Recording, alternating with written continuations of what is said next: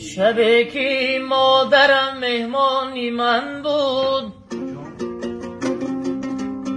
شبی که مادرم مهمانی من بود، هوای شهر بوی دهمه کرد.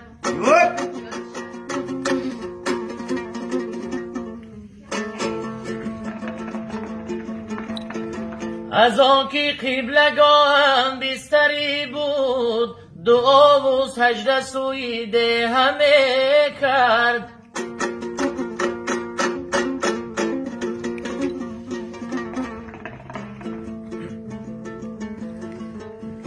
سینه پر مهری مادر تا ابد آسوده نیست، قلبی او در زیر خاکم یادی فرزند میکند.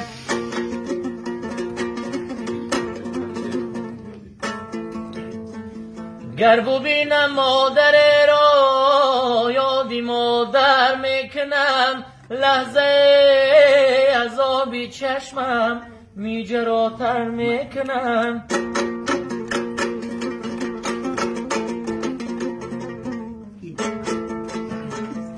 لحظه از آبی چشمم میجراتر میکنم. مادر فرشته بود فقط بال و پر نداشت.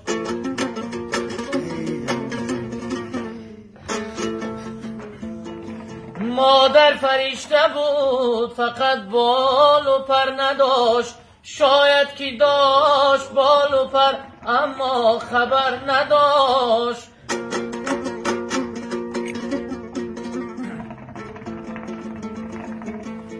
یاداشت آگهی زی پر و بالی خشلک، میلی جدا شدن زی منو از پدر نداشت. در کودکی به مادر خود خواستم برم، یک هدیه لیک جیبی من آن لحظه زر نداشت.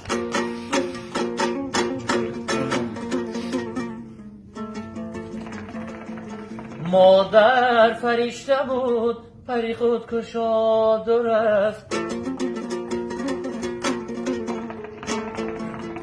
از بس علاج پیش قضا و قدر نداشت. مادر فرشته بود دقیقاً فرشته بود، حتی بدوش بال و پره هم اگر نداشت.